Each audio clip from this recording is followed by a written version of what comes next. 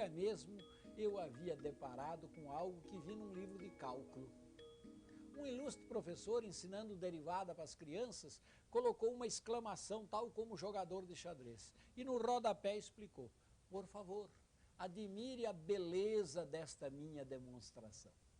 Meus alunos, nessa época de engenharia, riram muito, mas é verdade. Hoje, quando adentro um museu, às vezes leva um susto, porque a obra talvez não seja, segundo o meu gosto, que não é o dos melhores, muito bonita. Mas quando eu consigo entendê-la, eu vejo que interessante. Ela suscita o meu pensamento, me faz abstrair daquele objeto que eu estou vendo, e essa abstração é um caminho com que o cientista constrói, por exemplo, quase toda a matemática, quase toda a biologia, quase toda a física. Não é interessante isso? Esta beleza intrínseca no fazer científico é muito semelhante àquela beleza que nós sentimos ao admirar uma obra de arte. Há uma beleza intrínseca, não só na matemática, mas nas ciências. E essa beleza não é muito diferente daquele seu sentido estético quando olha a obra de arte. Ambas deram resposta a problemas que o mundo nos impõe, mas estas respostas foram construídas com certo sabor, com certa abstração. Ela foi para além do objeto visto, além do objeto desenhado, além da teoria descrita.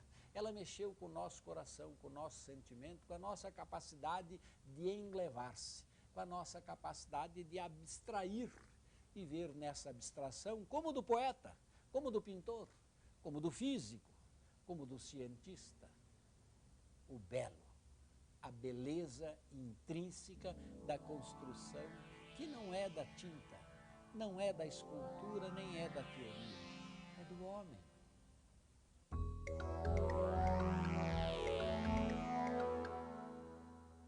Por que uma obra de arte agrada as pessoas? Toda obra de arte que agrada as pessoas é bela? Tem que ser bela? O que é o belo? A beleza nem sempre é a forma mais eficiente de atingir o público. Se durante séculos as artes estiveram diretamente ligadas à possibilidade de revelar ao mundo algo de belo, nas artes de hoje, o que importa para o artista é impulsionar o observador a refletir e imaginar. A obra de arte deve despertar o desejo da compreensão de quem vê. Assim, o impacto pelo belo foi substituído pelo estranhamento, que instiga a curiosidade e o desejo de participar. Um artista era avaliado por seu poder de criação, mas também segundo os critérios da maestria artesanal. A possibilidade da fotografia retratar fielmente o que se vê e a reprodução em série, proporcionada pelo avanço industrial, entre outras razões, levaram os artistas a buscarem novas formas de expressão. Ao espectador cabe agora não apenas o deslumbramento diante da beleza de uma pintura ou escultura. Ele deve desvendar o que aquelas obras significam, penetrar nos sentidos e nas ideias sintetizados pela experiência do artista. Coisas que eram aparentemente belas, com o tempo se tornaram descartáveis, e coisas que eram extremamente repulsivas também passaram até a ser parâmetros de beleza. Então, o belo com certeza é alguma coisa a ser discutida, ele não é uma coisa eterna.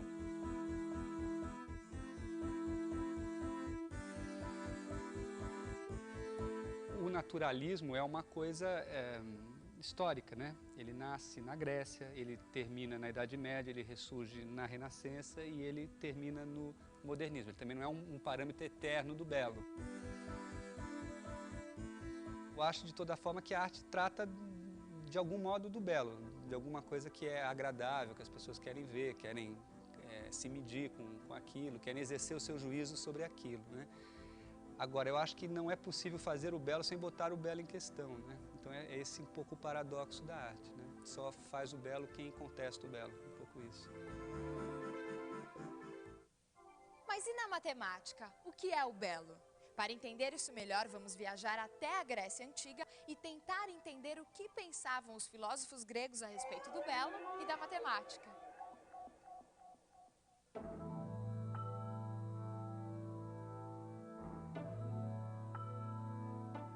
Estes templos foram construídos pelos gregos em homenagem aos deuses.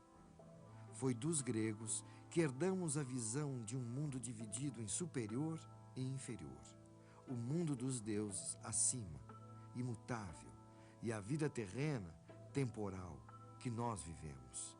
Sendo que esta vida terrena era apenas um reflexo, uma imagem projetada do mundo superior desses deuses, homenageados através dessas construções. Platão chamou esse mundo superior de mundo das ideias. Ideias que se encontram no nosso pensamento, na nossa razão. É o mundo da eternidade. Tudo que existe fora do mundo das ideias é temporal. Existe e deixará de existir. Não são coisas eternas, mas passageiras. E só existem porque são cópias daquelas formas que estão no mundo superior. Uma das mais famosas histórias contadas por Platão no seu livro A República é o mito da caverna. Segundo esse mito, os homens são seres que vivem aprisionados em cavernas, de onde não podem enxergar o mundo. O que eles podem ver são apenas sombras projetadas nas paredes. Quem conseguisse se soltar das correntes que o aprisionava, poderia sair da caverna e enxergar a luz. Mas quando retornasse, seria morto pelos que ficaram, que o julgariam loucos de afirmar que a realidade não estava naquelas sombras, e sim do lado de fora da caverna. Soltar-se das correntes só é possível através do desenvolvimento da sabedoria, da razão, da consciência que os homens devem buscar. Mas o que ele desde já avisava para os que se aventurassem é que essa pessoa poderia correr risco de vida, poderia morrer assassinada por aqueles que insistiam em viver no mundo sem razão, que preferiam olhar para suas sombras e acreditar que elas eram a realidade. Esse sábio condenado à morte por mostrar o caminho da sabedoria era Sócrates, mestre de Platão, que andou pelas ruas de Atenas propondo aos homens: conhece-te a ti mesmo, até ser condenado à morte por isso. Mas você deve estar se perguntando, o que tudo isso tem a ver com arte e matemática? Eu explico. Para Platão havia duas possibilidades ao artista. Ou ele era um bom imitador das coisas da natureza, o que, na sua opinião, era inútil, pois a própria natureza era apenas uma cópia do mundo das ideias, ou o artista criava aparências enganosas e imperfeitas, o que afastaria o espectador ainda mais do mundo das ideias. Resumindo, para Platão, o artista estava incapacitado com os instrumentos que tinha de revelar algo do mundo das ideias. Se mesmo diante de grandes artistas gregos, como Fídias, Platão não acreditava nas possibilidades de elevação da consciência através da arte, a quem restaria essa missão? Essa missão ficou restrita aos filósofos, pois enquanto o produto final do trabalho do artista é a imagem, para o filósofo a palavra é apenas o primeiro passo em busca do conhecimento. Mas e a matemática? Aí é que está. Sabe quem foi considerado o primeiro filósofo da história?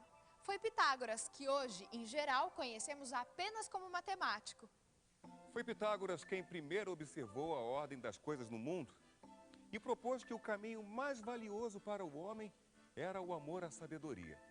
Foi ele quem criou o termo filósofo, aquele que ama a sabedoria, o conhecimento. E ele não se ocupou apenas dos números, como muitos acreditam hoje. O pitagorismo era um movimento não só intelectual, mas religioso, moral e político. Ele fundou uma ordem com um rígido código de conduta e com uma notável característica: a confiança no estudo da matemática e da filosofia como base moral para orientar o comportamento dos homens.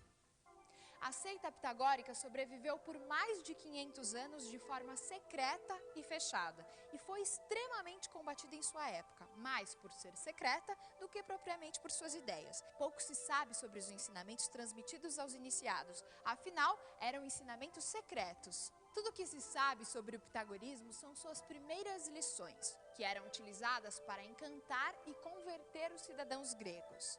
São demonstrações da ordem que existe por trás da natureza das coisas. Conhecê-las poderia levar o indivíduo à elevação espiritual.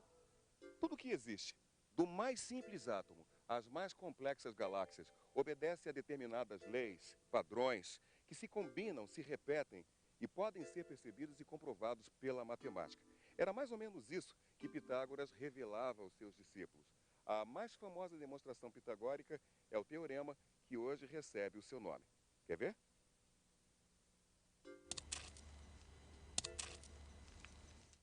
Partindo da percepção de que qualquer objeto atraído pela Terra forma com o eixo horizontal este ângulo, que foi chamado de ângulo reto, Pitágoras desenvolveu seu célebre teorema que pode ser sintetizado pela fórmula matemática A ao quadrado mais B ao quadrado é igual a C ao quadrado.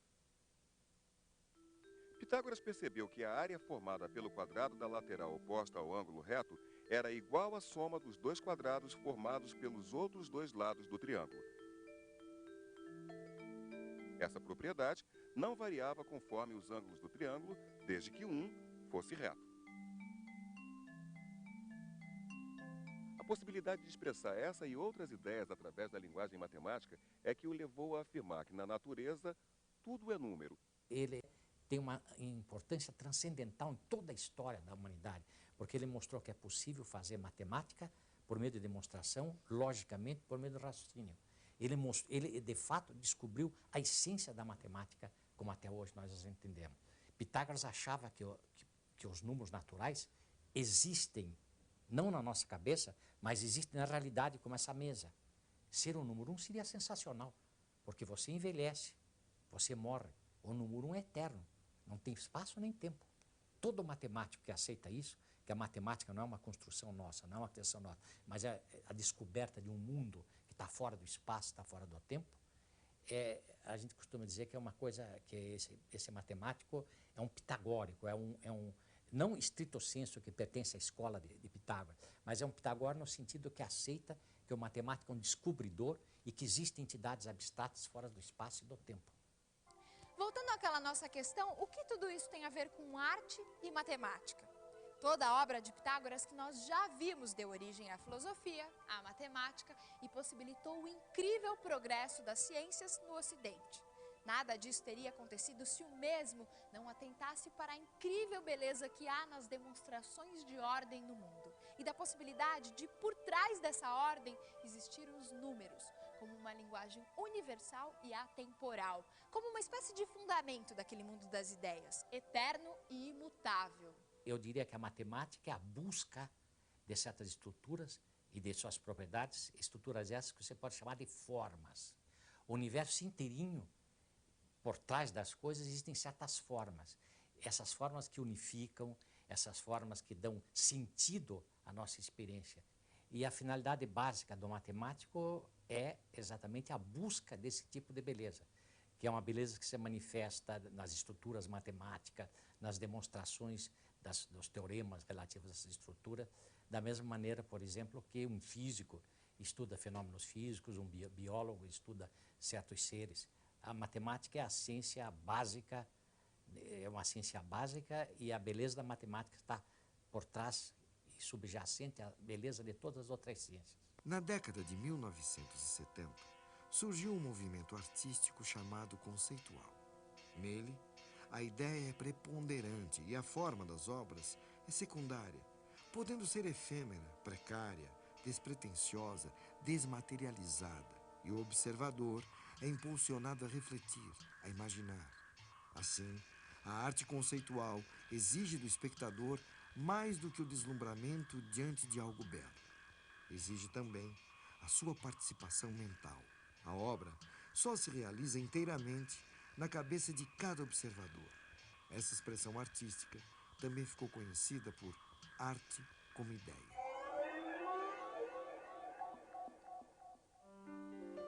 As origens desse movimento remontam à época do Renascimento, quando Leonardo da Vinci expôs sua visão a respeito das artes.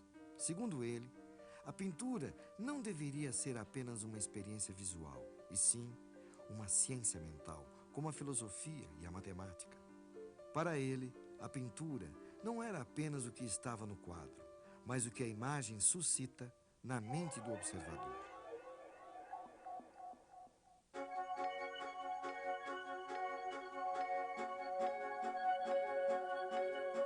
Apesar da enorme distância no tempo e diferenças de mentalidade, formação e contexto histórico, é possível descobrir muitas afinidades entre Marcel Duchamp e Leonardo da Vinci. Ambos eram profundamente interessados em sistemas matemáticos, em fenômenos ópticos, na ciência da perspectiva, em mecanismos rotatórios, no uso do acaso como um apoio para a imaginação e na utilização de novas tecnologias. Acima de tudo, acreditavam que a arte não deveria ser apenas uma experiência visual ou retinal, e sim una cosa mentale.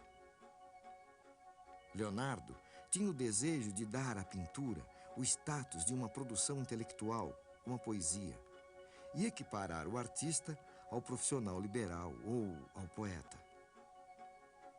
Duchamp, em 1912, confessou sua ambição de colocar a pintura outra vez a serviço da mente. E por isso, logo deixou a pintura, pois estava interessado em ideias, não apenas em produtos visuais. Sua obra constituiu não só um gesto de desafio, mas também uma aventura em terreno inexplorado.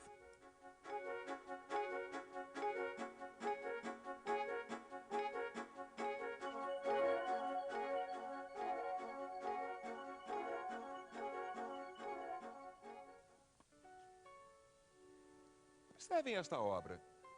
Se é quase impossível dizer que ela é bela, é inegável que não há como se manter indiferente a ela.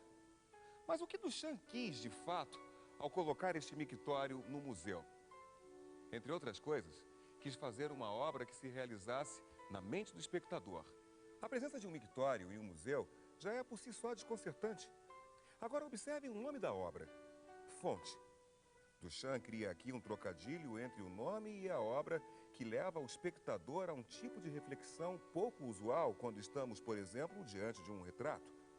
Não há dúvida que esse mictório dentro de um museu, intitulado Fonte, leva nossa mente a buscar uma solução para um enigma. É sem dúvida uma coisa mental. Se por si só esse objeto não é belo, a solução do enigma certamente o é. Duchamp abriu espaço para a arte conceitual, as instalações, a participação do observador na obra de arte, que ele considerava fundamental, e sobretudo para a difícil procura da verdade na arte contemporânea, que vai além da harmonia das formas.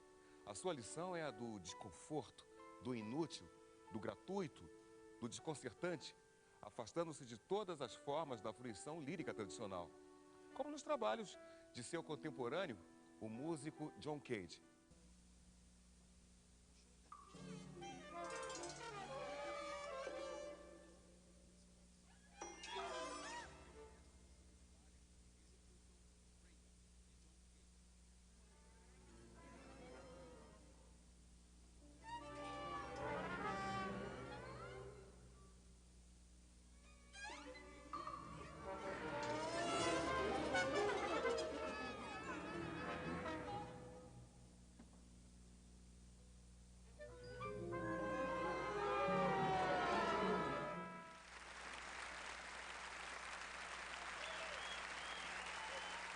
Os trabalhos de Duchamp mudaram o paradigma da arte contemporânea. My idea was to choose an object that wouldn't attract me either by its beauty or by its ugliness. To find a point of indifference in my looking at it, see?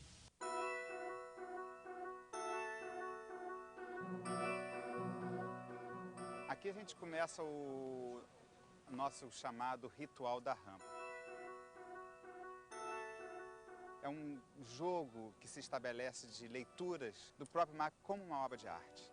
Então aqui a gente instiga o grupo ou o visitante a perceber um jogo de relações que acontece com a sua movimentação ao longo dessa rampa. O próprio Mack como obra de arte é interessante porque ele é uma escultura cuja forma destoa de todas as outras construções, que são as construções do nosso mundo cotidiano, nosso mundo real. Então esse museu tem a forma simbólica do museu da obra de arte, talvez de uma certa forma futurista. Então aqui a gente vai subindo e a gente traz as pessoas a perceberem essa movimentação quase que mútua entre eu me mover e o Pão de Açúcar. Quem está se movendo? Sou eu que estou me movendo ou o Pão de Açúcar que se move? Quem é que se move? É o Sol ou o planeta Terra? Até hoje a gente fala que o Sol se põe. Essa subida da rampa também serve para a gente perceber a relação entre o belo cultural e o belo natural. Qual é o papel desse artista na sociedade hoje? É criar situações de experiência com o corpo, em que provoquem uma releitura móvel do mundo. Em cada ponto que eu estou, eu leio o mundo de uma forma diferente. E a genialidade dessa espiral que a gente está subindo é que antes de você entrar no círculo do museu, você é provocado, é impelido a ver todo um círculo maior da Baía de Guanabara. A atitude do espectador, então, provocada por esse ritual, é a necessidade de mobilidade. Ninguém tem dúvida que um dos apelos da arte é a estética. Mas a própria arte, você viu, evoluiu. Antes a estética era do objeto, nós admirávamos a beleza. Hoje você entra num museu e tem uma obra estranhíssima, às vezes até eu diria, desculpe a meu atrevimento, feia. E você admira-se com aquilo, mas quando você entende, vê que aquilo suscita o seu pensamento, excita a sua ideia para uma abstração nova. Não é a beleza do ver, é a beleza do sentir, é a beleza do abstrair. E isto a ciência faz quase que da mesma forma que a arte. Essa nossa série foram 13 programas buscando mostrar para você isso. Há uma beleza intrínseca, não só na matemática, mas nas ciências. E essa beleza não é muito diferente daquele seu sentido estético quando olha a obra de arte. Seria um atrevimento alguém dizer assim, nossa, eles fizeram um programa sobre arte. Não é uma história da arte, falta muito para sê-lo. Ah, então é sobre história da matemática. Igualmente não. O que fizemos foi, ao longo de 13 programas, tentar mostrar a você que ao observar o mundo você faz muito de arte e muito de matemática. Que a matemática não está confinada naqueles padrões dos livros didáticos, tampouco a arte está confinada nos livros de história da arte. A arte e a matemática são manifestações do homem, do cientista, do artista e do homem comum. É o seu jeito de ler a natureza. Havia um filósofo que dizia, homem algum atravessa 2 vezes o mesmo rio. Quando ele pular o rio, pela segunda vez as águas serão outras. Um outro filósofo disse, e o homem também será outro. Pois bem, quando se atravessar este grande rio chamado a sua vida, você vai lembrar-se que um dia você mergulhou de uma ponte chamada arte e matemática e olhará o mundo de outra forma. Até breve.